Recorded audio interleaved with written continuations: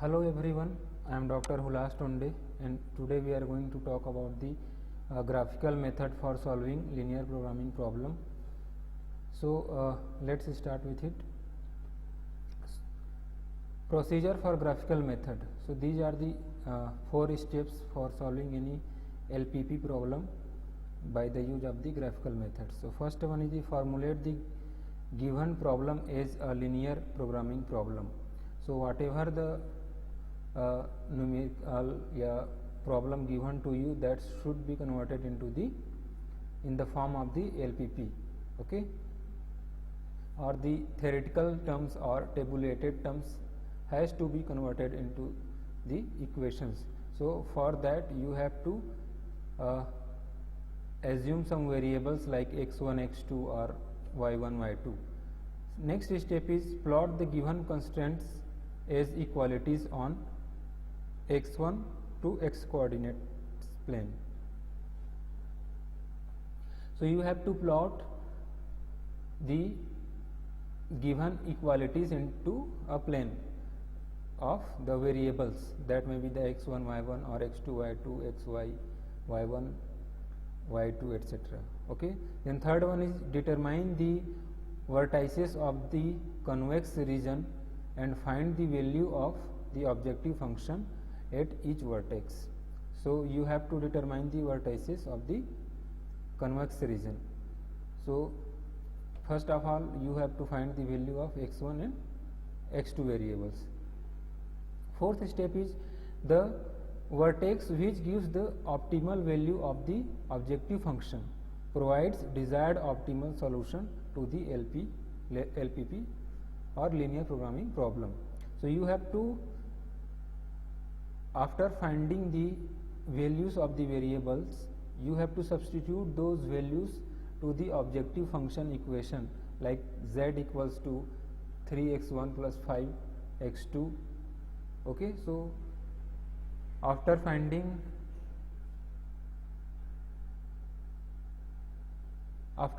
the values of variable, you have to find the value of objective function. Then numerical example. First we will start with an numerical example. So this is your question 1. Solve the LPP graphically. So we have to solve this numerical problem by the use of graphical method. So as we know, this is your objective function z, maximize z equals to 3x1 plus 4x2. So we can see here this is the maximization type of problem. Okay. Now the constants are, these are the constants. So 4x1 plus 2x2 is less than or equals to 80. Then second equation is 2x1 plus 5x2 is less than or equals to 180, and these are the non-negativity criteria. x1 and x2 should be greater than or equals to 0, or we can say the values of x1 and x2 should be positive. Now these are the problem over here. Okay, so we have to convert these symbols into the equalities. That means we have to convert this equation into the equalities. So conversion into equalities. So we have only done this greater than or equals to sign or less than or equals to sign has to be converted into the form of equal symbol. Okay, and other values will be same. So 4x1 plus 2x2 equals to 80, that is the equation 1. Then equation 2 will be the 2x1 plus 5x2 is equals to 180. Okay, so this is the only work we have to do here. Now solving equation 1. So we have to find the values of the variables x1 and x2.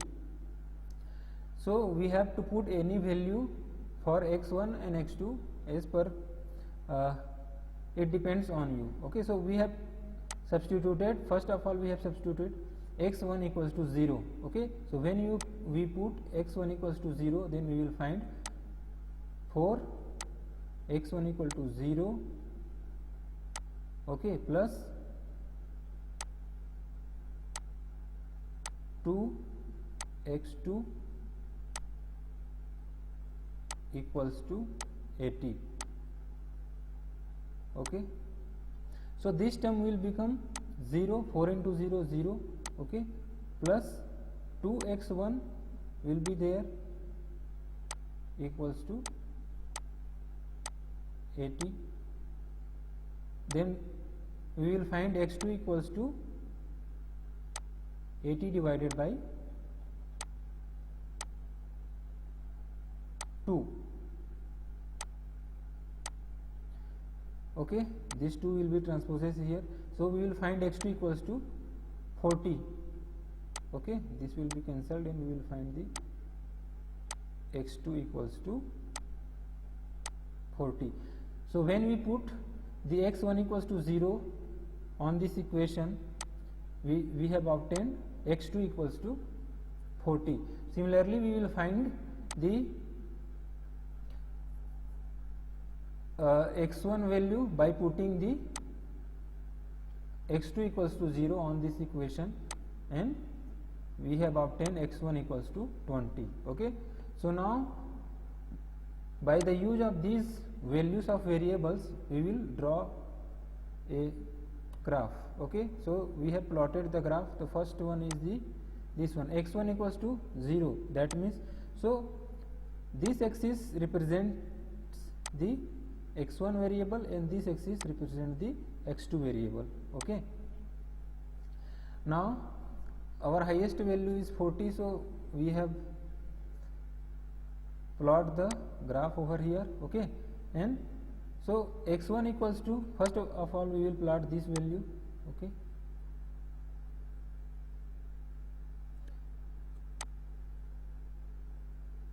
okay, so x1 equals to 0, that means x1 equals to 0 over here. Okay, and x2 equals to 40, so x1 is equals to 0, that means it should be along the y axis, x2 axis itself. Then we will go to the, in the x2 axis we will go towards the 40 and we have obtained this point. Okay, so this is your point and the point name is 0 and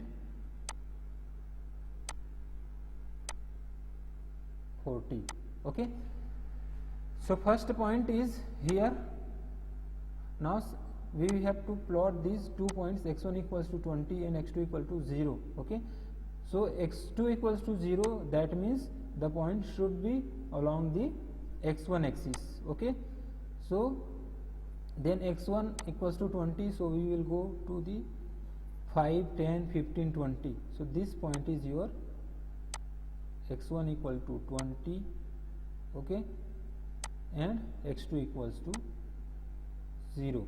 Okay, so we have, now we have found out these 2 points. Okay, so when we join these 2 points, we have obtained this line.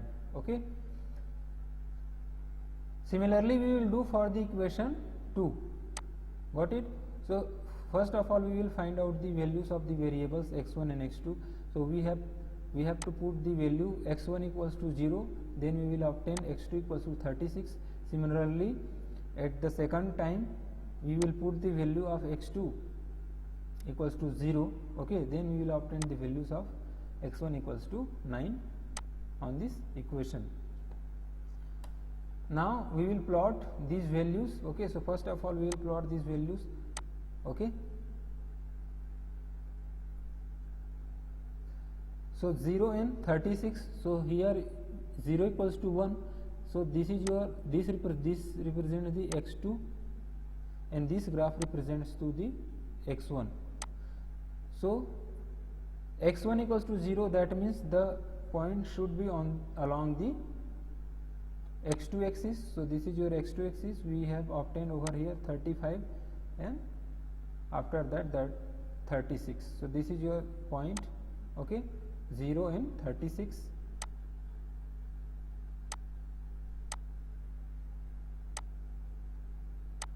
After that we have to plot the second combination, and x1 equals to 90 and x2 equals to 0. So similarly x2 equals to 0, that means the point should be along the x1 axis. Okay, so we will go to the up to 90. So 10, 20, 30, 40, 50, 60, 70, 80 and the 90. So we have obtained another point over here along the on the x1 axis. Okay, now this point will be your 90, x1 equals to 90 and x2 equals to 0. When we join these 2 points, okay, we have obtained this line. Okay, now what we will do, we will combine these 2 lines in a single graph. Okay, so illustration in a single graph. So when we illustrate those 2 lines in a single graph, we will obtain like this. Okay, so this is your x1 axis and this is your y1 axis. Okay, so we have obtained 2 points. This line is for the second equation and this line is for the first equation. Now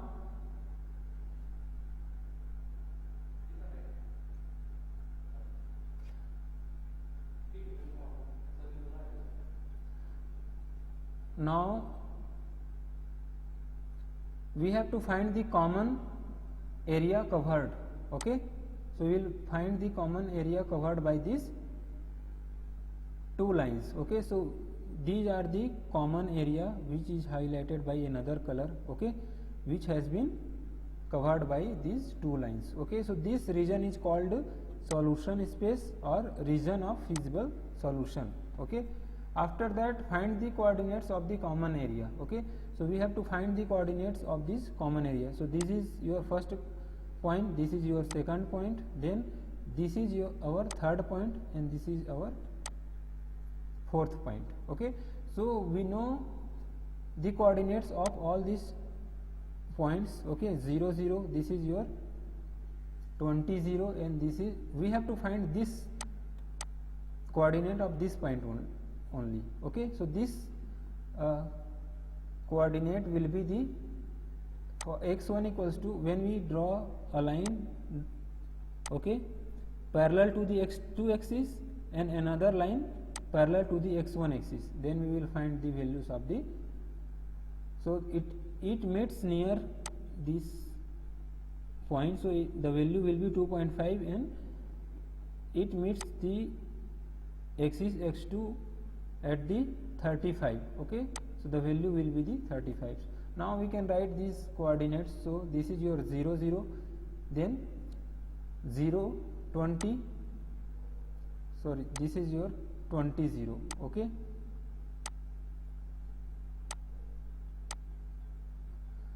after that this is your 2.5 for x1 and 35 for the x2 axis, then this is your 0 for x1 and 36 for x2. Now substituting the values in the objective function. So we know the objective function z equals to 3x1 plus 4x2.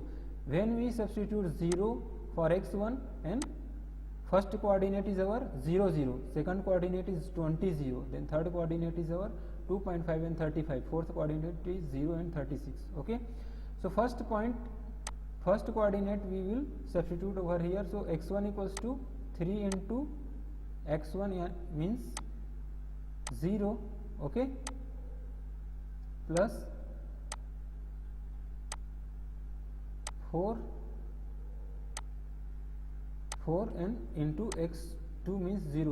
So we will find the 3 into 0, 0 plus 0, 4 into 0. So we will find the value of z, that will be our 0.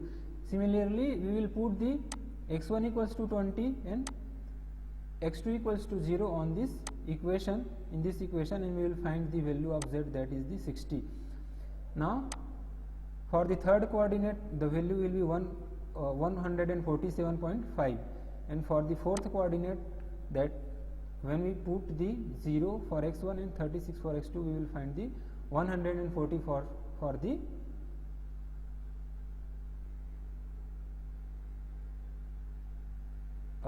value of this z. Okay, so since this is the maximization type of problem, so we will check that which value is maximum. Okay, so this is 0, 60, 147.5 and 144. So we can see here 144 147.5. 147.5 is the highest value or maximum value among these value of z. So this is our optimal solution. This is our optimal value. Okay.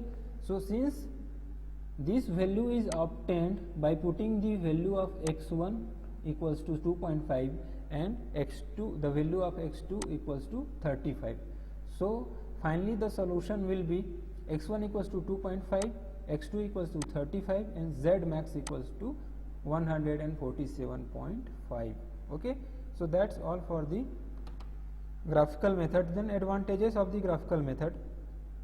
Graphical methods are quick and easy to use and make visual sense. Calculations can be done with little or no special software needed. Visual test or of model, we can visually test the model how well the points line up is an additional benefit. These are the disadvantages. They are biased. Even with large samples, they are not minimum variance. Graphical methods do not give confidence intervals for parameters. Then formal statistical tests about model fit or parameter values cannot be performed with graphical methods. So these are the disadvantages. Thank you for your attention. Subscribe my channel. If you have any doubt, please write on the comment box. Thank you.